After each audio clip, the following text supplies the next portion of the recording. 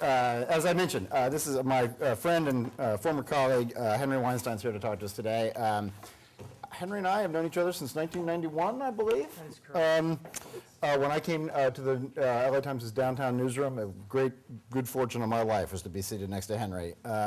Henry had already been, was already an institution at the paper by then. He'd covered labor and federal law enforcement, countless other beats. I don't even know exactly what. Before that, Henry worked for the San Francisco Examiner, the Wall Street Journal. He was a stringer for the New York Times. We covered many stories together, including both the trial of the officers who beat Rodney King and most infamously the O.J. Simpson case, where Henry and I took over the editor's office on the third floor and essentially ruined it over the course of a year and a half. Henry's work has been distinguished by coverage of courts, the death penalty, housing fraud. He wrote an astonishing obituary of Simon Wiesenthal in 2005 that I really recommend to all of you.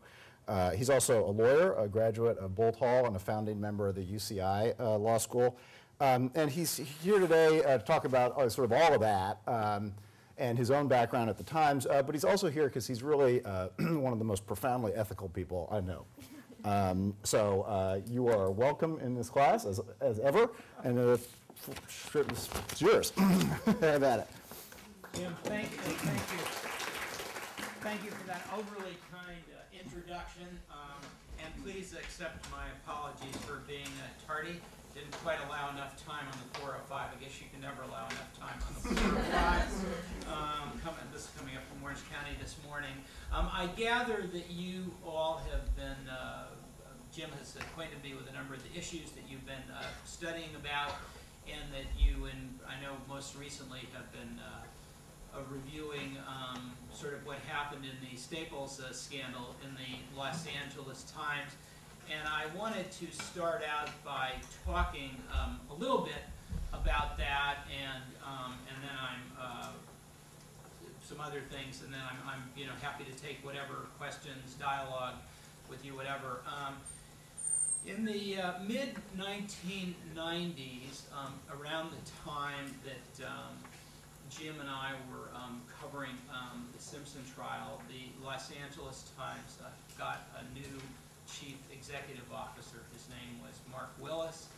Mark Willis had a very successful career in business and ran the Federal Reserve Bank in Minneapolis, and he then was a very successful executive running a large sort of multinational cereal company.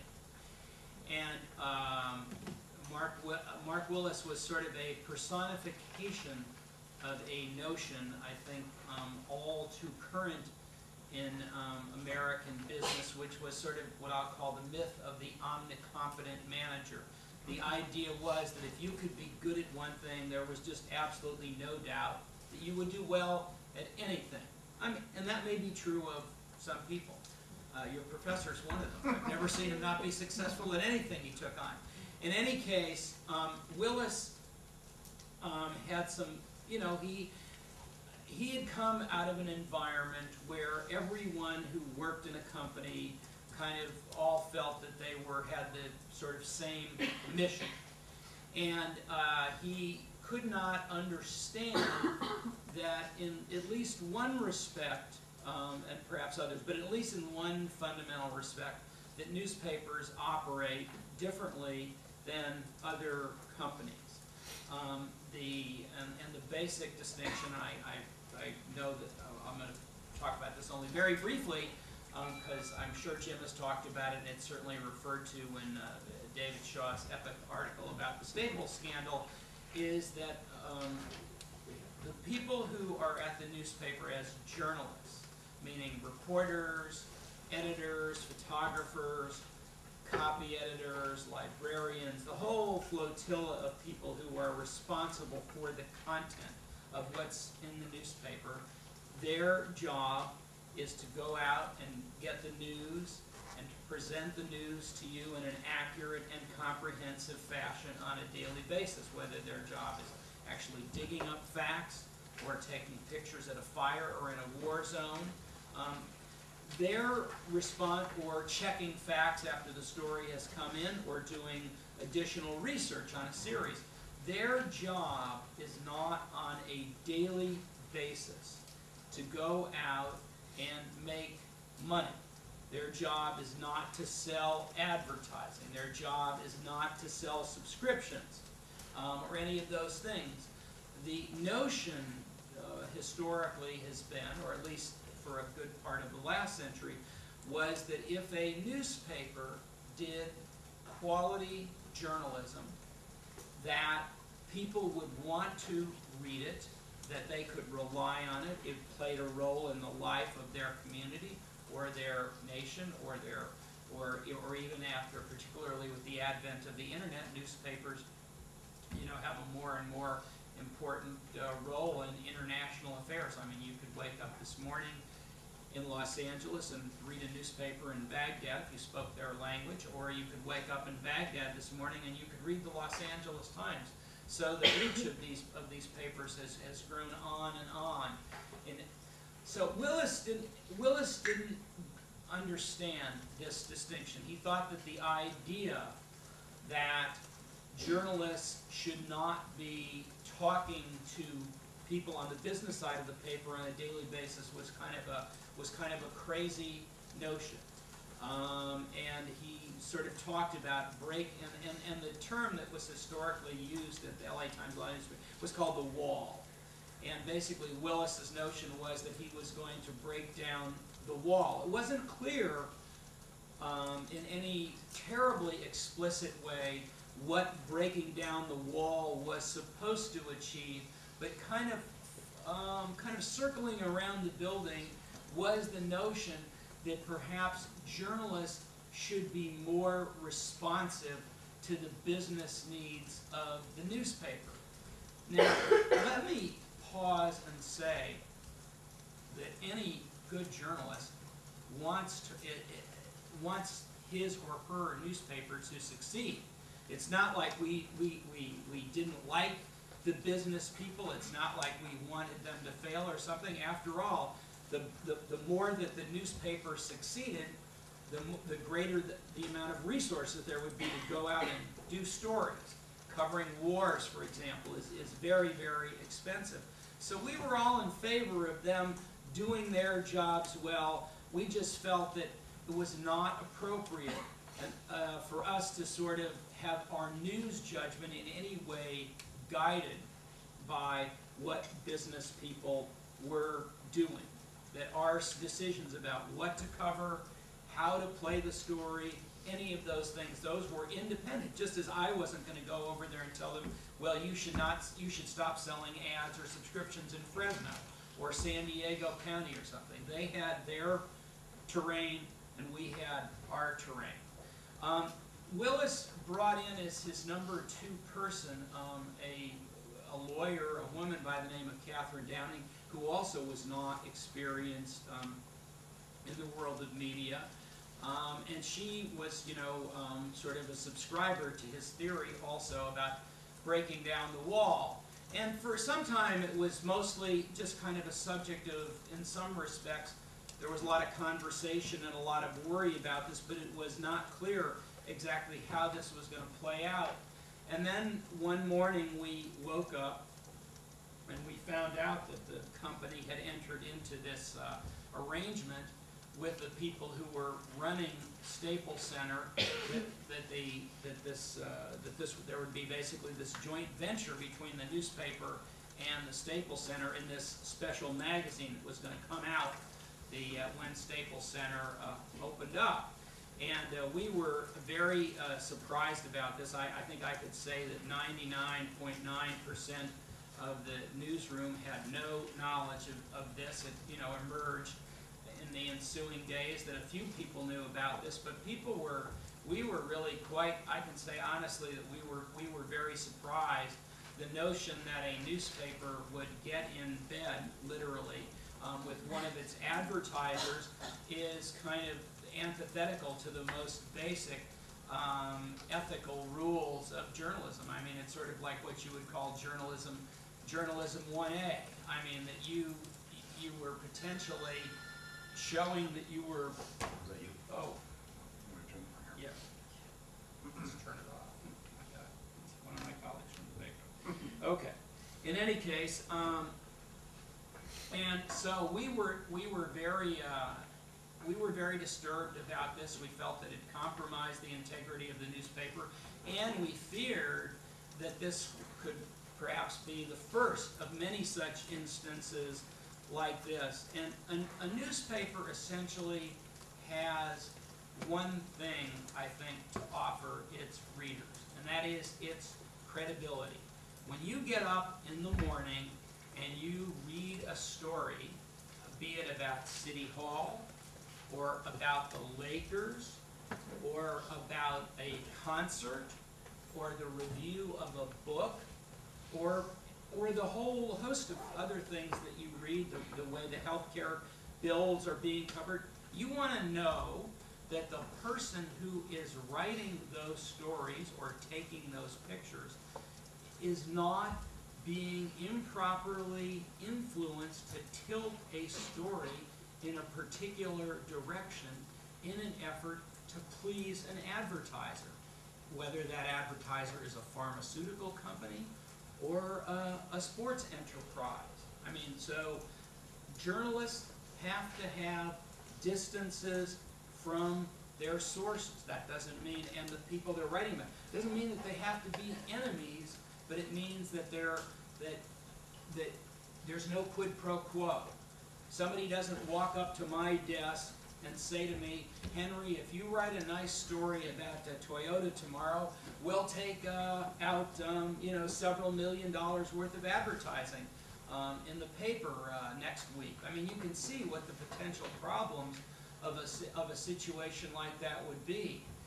So what happened is that basically people in the newsroom got very exercised about this, and I guess we did what kind of a lot of people do when they get angry about something. We started circulating a petition. We wrote a fairly brief little sort of a petition saying that we felt that what had been done was wrong, that it should not be repeated, and that the management of the paper needed to have a meeting with us. We'd started going around the newsroom, and very soon we got hundreds of signatures, and we were supposed to have a mass meeting in the cafeteria on a Monday afternoon. I think it was a Monday, as I recall. And by the time we were getting ready to have this meeting, I mean, this had sort of been really boiling up for a couple of days. That there had been stories about the controversy in the Los Angeles Business Journal, the Wall Street Journal, and the New York Times. And I guess it became known. I'm not exactly sure how this next thing I'm going to tell you developed, but I got a phone rang, a reporter for the New York Times who was covering the media, named Felicity Barringer, called me up. And I guess she had heard from someone, I think maybe a friend of hers, that I was sort of one of the people on with Jim who was circulating these petitions. And so this woman called me up and she asked me if I would be willing to talk to her about what was going on. I said, sure, of course I'd be willing to talk to you about this. I think it's a very important issue. And so she asked me some questions, and I sort of told her some of the things that I've just told you. And she said, well, what do you think, how would you characterize what's going to happen at your meeting? And I said, well, I don't know exactly what's going to happen at the meeting, but I think we're going to go in there, and I think what we're going to try and do is deliver a message to the top-ranking people at the newspaper that they've crossed an ethical Rubicon, and that we need to bring them over back to the right side of that river. And there was sort of a pause on the phone. This woman was a very experienced journalist, and I think she was very concerned that perhaps I had said something that was overly truculent about my bosses. And she said to me, would you like to say that on the record? You really want to say that on the record? And I said, well, I felt that if I am unwilling to say that to you on the record, then I should be in another line of work. You're perfectly willing to print it. It was very considerate on her part to think of me. I mean, it was probably a reasonable consideration on her part. I might get in trouble for this, but in any case, I said it. And we had the meeting, and I think the meeting was I mean, there were hundreds of people there asking the top editor, Michael Parks, and the second-ranking executive at the paper, Catherine Downing, a lot of questions, which was a very hard meeting for them. I think it became clear that that the editor was kind of not in control of the situation. I think he was sort of bobbing and weaving for a lot of the meeting. And one of the most, I won't dwell on this too much longer, but one of the most striking things in that meeting that I will never forget was there was a sports writer on the paper. He's still on the paper. His name is David Wharton. He's a fine reporter. And David Wharton was one of the people who had been writing one of the stories for this special edition of this magazine about the opening of the Staples Center. And he was sort of describing his reporting process and how he had been mystified when he was interviewing the chief executive of the new stadium complex about how arrogant this guy seemed, and that the guy didn't seem like he would. Not only did the guy seem like he didn't have to answer any of his questions, but that the guy had a great deal of confidence that if this story didn't turn out the way that he wanted, that he could get something done about it, and there would be consequences. And this guy, you know, and this David Wharton was describing this reporting process, and it was like, and he said he could not understand why this guy was acting this way. It wasn't like he'd ever had difficulty with a source before. All reporters from time to time, you know, have sources that are troublesome or won't answer questions. But he said he'd never dealt with anybody before who acted so confident that he was in control of the situation. And he said, and when it came out that the newspaper had entered this agreement, you know, to put this magazine out with sharing profits with the Staples Center, he said that he then understood why this guy acted toward him that way, and he described a sense of betrayal that he felt from the people who were basically his bosses. And it was really, really striking. I mean, you could really feel for this guy. I mean, there were a lot of us that were making, you know, speeches about ethics and stuff like this, but this guy gave you a feeling of what it was like to be in this situation and having the realization that his boss did not have his back when he was simply trying to do his job. And you could sort of imagine what this would be like in another situation. Just think about, if you were in a situation like that when you were covering a hard story involving the White House or the CIA, one of the things that would be the most important to you would be knowing that your boss was going to stand up for you if you had done your job properly and there was a controversy. I mean, when Jim was writing critical stories about the mayor or about the chief of police, or I was writing controversial stories about the death penalty or something, you could do these things with the confidence that if you had done your job properly, the fact that, journalists are always going to get complaints if they're writing aggressive stories, even if they're accurate, because we do things that, it's not our job to please people. It's our job to try to bring you the truth. But in order to do that, you have to have people supporting you. So just getting back to the thread of Staples, and then we can get into a discussion amongst all of us. After that, one of the things that we had said in our petition was that the management needed to totally come clean, that we had to have a total internal discussion about what had gone wrong and how it had gone wrong so that we could avoid having something like that happen in the future. And they were really not anxious to do that. They were sort of trying to say, well, we made a mistake, and let's just sort of, put this to bed and move forward. I have to tell you something. When you hear somebody say, a person in power, be it at a company or in a government, that just say, let's not dwell on the past, let's move forward, generally that means two things. One, that they're trying to avoid coming clean or getting into some dirty laundry, but also significantly, and this is very important, is that it means that a situation that was a problem is unlikely to get dealt with, and it means that you'll have issues that will fester that could happen again. And that was one of the things that we wanted to avoid. We wanted to have a clear delineation of what happened, and we knew we'd probably have to have some new ethics guidelines. So when we initially got resistance on that, we decided, well, we got to circulate another petition. And there were several days that ensued, and I was trying to get some guidance from some older, experienced journalists about what to do in a situation like this. And it turned out that I was very lucky. There was a man who was an absolutely fabulous man who I'd become friends with over the years named Ed Guthman. And Ed Guthman, who just died last year, had an incredibly distinguished career as a journalist and as an American citizen. He was one of the soldiers who took Rome during the Second World War. He had then won a Pulitzer Prize for an expose he did on a teacher who was libelously sort of slandered as a communist when he wasn't. He'd then gone on to be Bobby Kennedy's press secretary, the national editor of the LA Times, and then he became the editorial page director of the Philadelphia Inquirer, which was a really, really good newspaper in the 70s and the 80s. And shortly after Ed got there in the late 70s, a situation arose, which I want to describe briefly because it again gets into the question of journalistic ethics, and it had a role in the resolution of the Staples scandal, at least in helping me.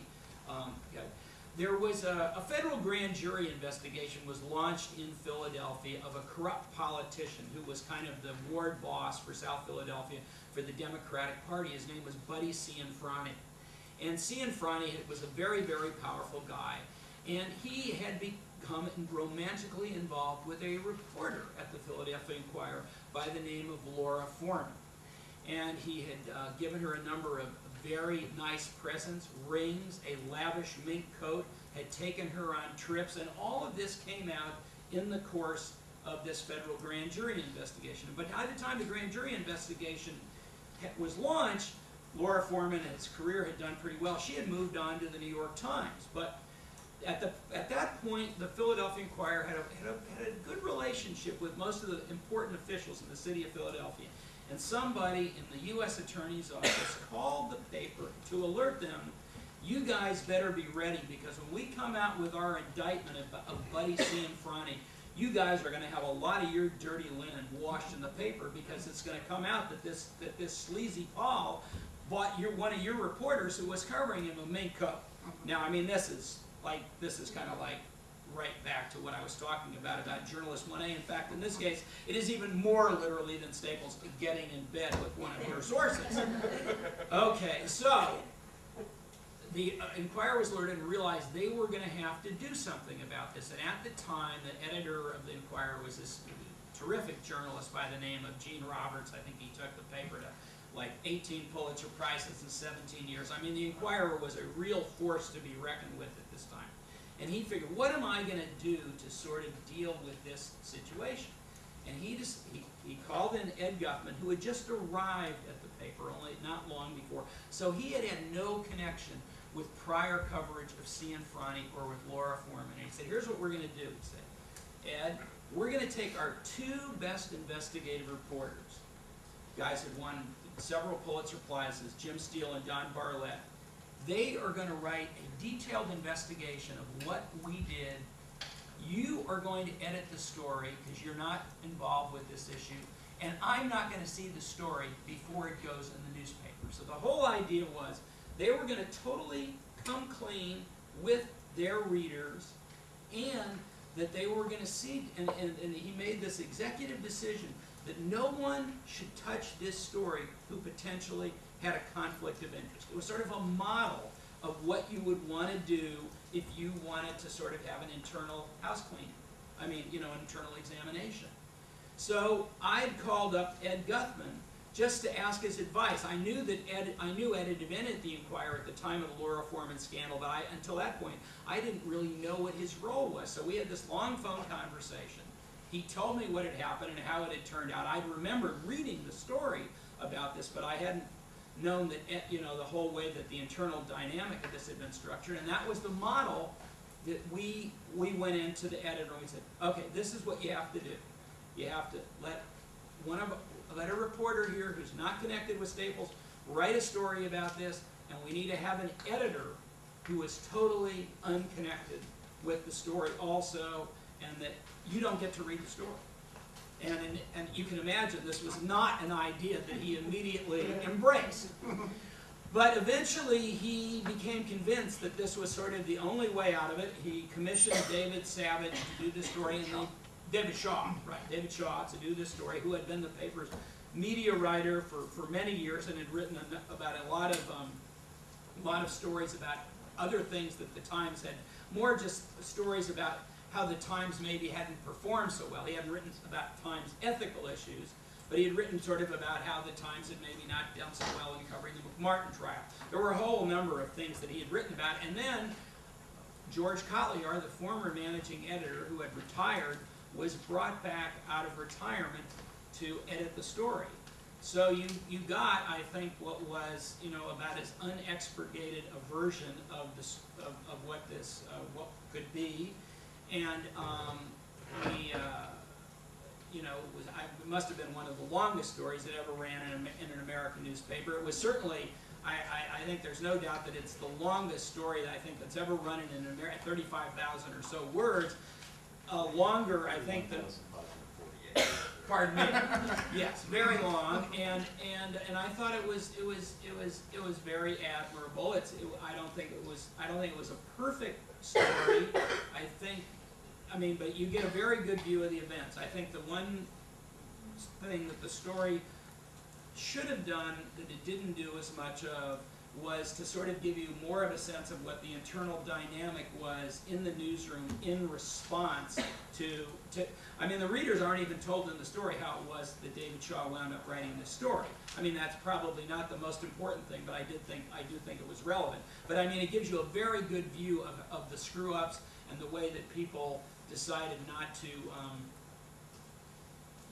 to address management. I think one of the things that's there's a lot of lessons out of Staples, but one of the most important lessons, from my point of view, was that if you're working, at a place, or you're involved with any kind of an organization, and in some way, somebody's doing something that's bad there's often a temptation to not say anything. Who wants to stir the pot? Who wants to be the shit disturber or something like that, because you can get in trouble or something like that. And there's I think in a lot of situations,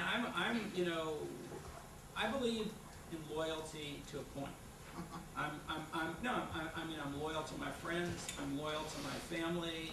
To me, you're just an example. Your teacher walks on water to me. There's nothing I wouldn't do for this guy. But if you're at a place where somebody's doing something wrong, you don't do yourself or the institution any good by not saying anything. And I guess if I said anything that was remotely articulate during this situation, pardon me for quoting myself, but it goes to make a point, was in this mass meeting we had, I was standing up there and getting ready to finish, and I remembered something that the famous journalist Ed Murrow had said during his famous broadcast about Senator Joseph McCarthy in the 50s and all of the untrue things that McCarthy had said about people in the U.S. government and slandered these people. And what he said was, as he ended the program, was that we must never confuse dissent with disloyalty. And I quoted that, and then I turned to the publisher and the editor and I said, the other thing you need to remember is that dissent is often the highest form of loyalty. So with that, I guess we can take some questions, or listen, or whatever. This is your opportunity to ask questions on Staples or anything else. You have an opportunity here to talk to really one of America's best journalists. So I urge you, anything we've talked about in the course, feel free to pose it, and if you don't have any, I have some, but go ahead. Yes. And do you mind just telling me what your first name is, so if I respond, I'll have to say he, she. I'm sorry. Emily. Hi. It might be kind of a dumb question, but as I don't know if I thought this way when you were reading the article, but just, talking about the internal, who says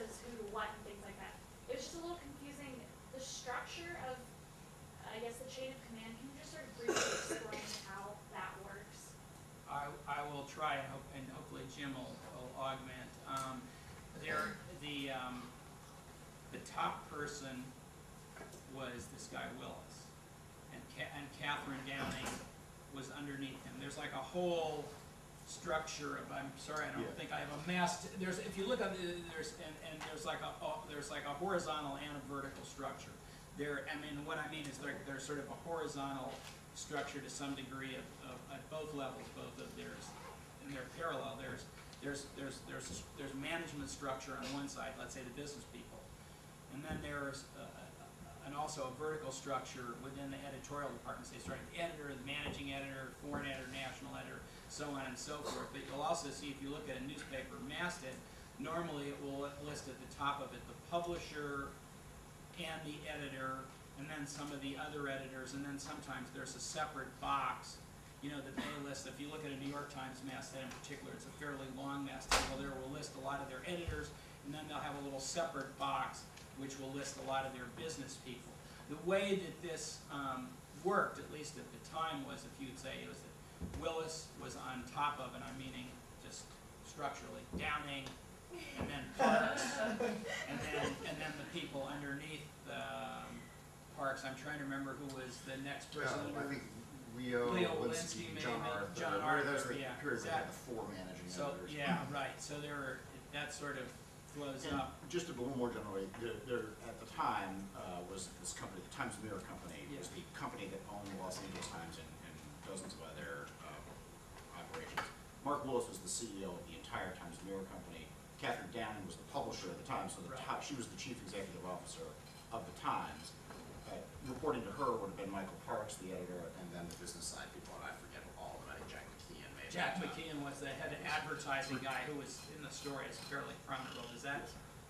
And then all those other editors reported to Michael Parks, and all those other business people reported to McKeon, and they both reported to Catherine Downing, yeah. And then, you know, and as Jim was saying, I mean, Willis was the head of this company that owned also Newsday, the Hartford Courant, the Baltimore Sun, television stations, you know, and you know, paper companies, a whole Big bevy of sort of conglomerate. And then, you know, then a couple of years after this incident is when the Tribune Company bought in fact, Staples was in November of '98.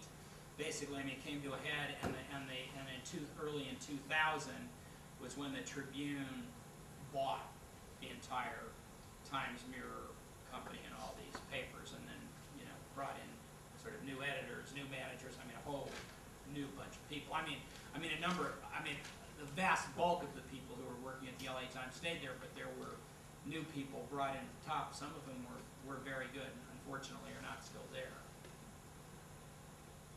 What do you make, Henry, of, and I was struck, we were reading this, being reminded of it. Remember Downing's view was that she was going to preserve the editorial integrity of the magazine by not telling Michael or other editors about the arrangement. What's your sort of reflection on that? Well, I guess in one respect, I think it was naive to think that you would preserve integrity by not telling an editor about a deal that you've entered into, particularly as I said, that I'm going to make sometimes you'll hear about, you know, that something's going on in a foreign country that we don't know about, like when we were having the secret bombing of Cambodia. Well, the Cambodians knew about it. So, and the reason I'm bringing that up is that this guy that David Wharton was dealing with certainly knew about the deal, and he was acting as if he was not playing under normal conditions. I think the other thing is that if you don't, I mean, by not telling Parks, I mean, I just think that was really crazy, because so that, at least at the start, she's sort of not asking for his input, and I think it also showed that she did not have a grasp of the way that this would compromise the newspaper, even if Parks was not told. I mean, it's sort of the idea that you could sort of have an ethical breach that was isolated sort of reminds me of this story that my father used to tell me when I was a kid about understanding the notion of responsibility. And it's like there's two men on a boat, and the boat has a leak. and there's a guy on one end of the boat who's just furiously bailing water out of the boat to try and keep the boat from sinking, and the other guy's just sitting there not doing anything, and finally the guy who's bailing all the water out turns to the other guy and says, "Why are you just sitting there?" And the guy looks and says, "Well, the leak's at your end." So, I mean, I guess that's kind of my rough analogy to this, is that she had an obligation to tell him, and it was, and this notion that she could isolate this, it's a misnomer. Yes, sir, on the baseball hat. With the Philadelphia Inquirer issue, did that article explain the process and the reasoning behind having people who were not affiliated at all with the scandal? You know, I have not. I'm not 100% sure. I'm. Pardon me for my lack of memory. I'm not. It may have, but I'm not sure. It certainly would have been a good idea if they did, and they may have. I just have not looked at that article in about 30 years, and I guess the.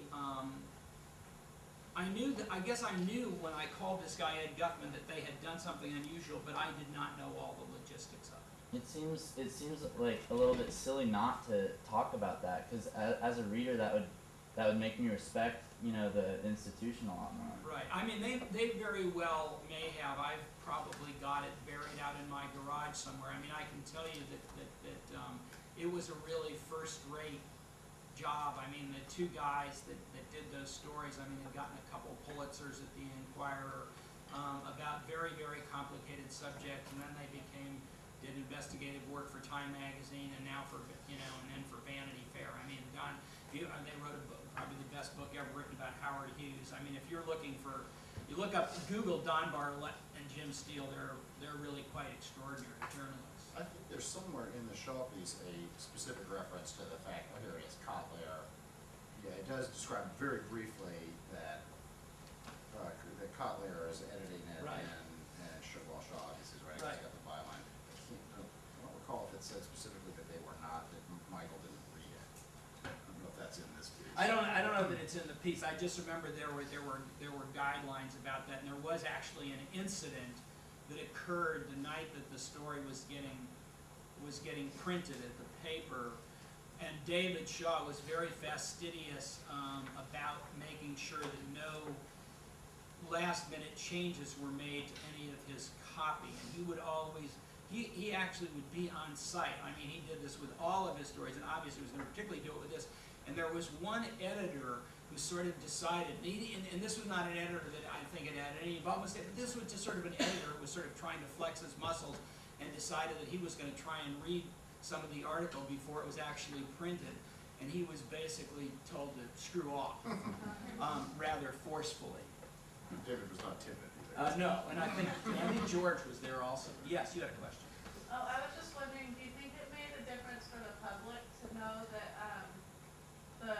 Catherine, Catherine Downey? yeah, she never told? Because to me, like, that makes a difference. Like, when I hear that, I'm like, well, then it's not really like biasing the reporters. You know what I mean? So I wonder if the public knew that, if it would change things. It's in the Shaw piece. I mean, he does talk about it. But I think I would agree with Henry that it's a sort of it's a pretty thin way to try to preserve integrity by deceiving your own editor. I mean, and which is in effect what she was doing. And I think, as Henry pointed out, she denied herself his counsel. I mean, I frankly, once Michael heard about it, he didn't act very forcefully. So his counsel might not have been that good. But she was a very new publisher, and to not consult your top journalist, top-ranking journalist anyway, with a question about the newspaper's integrity meant that she was acting without the benefit of that guidance. I don't know whether she would have. Right, no. I mean, I think Jim makes a good point, but your question also raises another point that I'd just like to address briefly. I mean, there's obviously more than one way to have a tainted product. I mean, one thing would be, obviously, is if somebody came to a reporter and said, you're going to write a story X way regardless of what the facts are. Now, that's not what happened here, but there's obviously, I mean, but as this incident shows, there are other ways to taint a product. or it attained credibility, and that is the thing that you most don't, that you don't want. I mean, it's like, and I gather you briefly discussed this incident involving this guy Jason Blair at the New York Times, who fabricated a bunch of these stories. Fortunately, it was all domestic, and people were quickly able to say, hey, these things aren't true. And then finally, after there were several incidents, I mean, the paper admitted that they had printed, these stories that weren't true, and that they did their own internal investigation, which they wrote, which I think 4 reporters were involved in, and they wrote a fairly long story about it, not as long as this, but it was quite long. It certainly gave you a sense of what had gone on. But it's, listen, none of us in life like to make mistakes. None of us like to be called on the carpet for our mistakes. I mean, I can remember 1 or 2 that I made, and you get a call about something like at 6 o'clock in the morning when somebody's picked up the newspaper, and it's just kind of like your heart sinks. And I guess what I've learned is that responding swiftly and accurately is the best way to take care of a problem, because the longer you put it off, you sort of can get invested in not dealing with the problem. And it just doesn't apply to newspapers. It applies to, a lot of things, in life. And it's sort of like, I can't remember what, I think it may have been Oliver Wendell Holmes, who jurist, who Supreme Court justice, who said, I think it may have been one of the first people who said, sunlight is the best disinfectant. So that's the best. Hiding things does not make them better. There's one other thing I would just mention too, that even if the stories within the magazine were not tainted by the relationship, the very fact of the magazine was an outgrowth of the relationship. We only publish whatever 50 or 52 of these a year.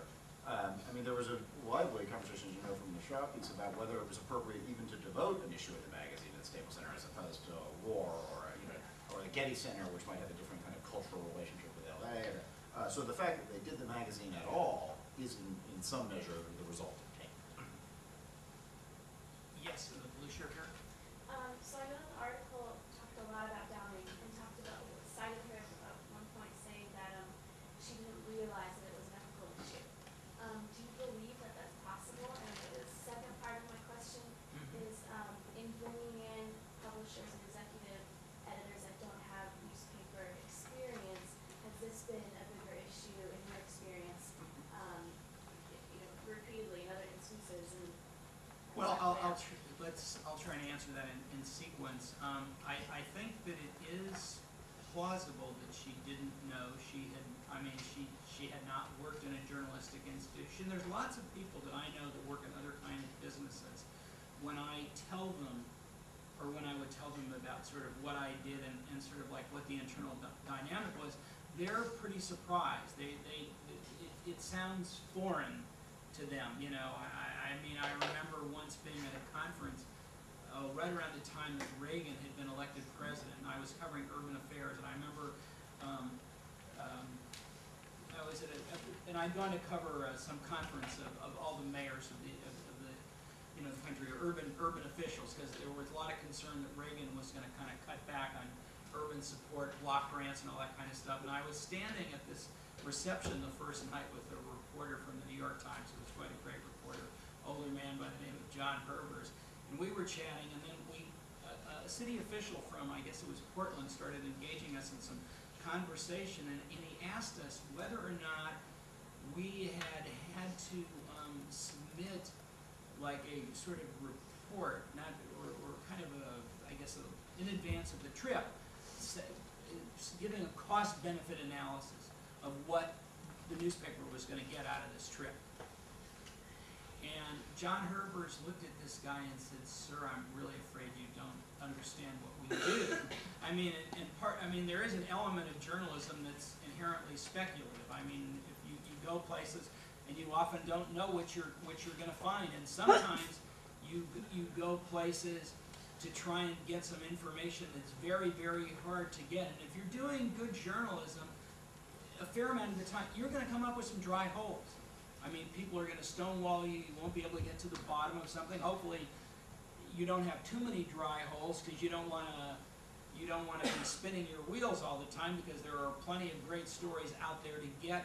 But I mean, there are times when you're not going to get things. So I think Downing may, in fact, not have understood this, and that would be all the more reason that she should have talked to Michael Parks about this. There was a stunning moment again in this cafeteria meeting where one woman on the staff, who had been there, I guess, as an editor for a number of years, suggested to Downing that perhaps she should go back to college and take an introductory journalism class. It was probably well taken. Now, as to your second point, when the Chicago Tribune first bought the LA Times, the first publisher that they brought in was a guy named John Perner. John Perner had been a successful guy on the business side at the Tribune in Chicago and at one of their papers in Florida. He had done very well, and he was somebody that they thought, you know, had very good management ability, a judgment I certainly have no difference with. But what was really interesting, when I first met John Perner, he had done a lot of things. I mean, he negotiated labor contracts with the Teamsters Union, which in itself would be a fairly arduous job. But he had worked as a college newspaper photographer. He had within him a feeling of what journalism was like. He kind of saw the whole picture, and he was very interested in the product, the news product, the quality of the product. He'd often he loved to pop down to the newsroom, not just to talk to the editor, but he was very accessible. And he would just be curious about what you were doing, but never in the least suggest that he should influence the coverage whatsoever. He just wanted to have, it was really clear when you talk to this guy that if the newspaper was good, it was going to make his job a lot easier as a business person. He saw this as a positive symbiotic relationship, and he had a great relationship with the editor, John Carroll, who was also brought in. He'd come from the Baltimore Sun. I think they might have met once before, but they'd never worked at the same place.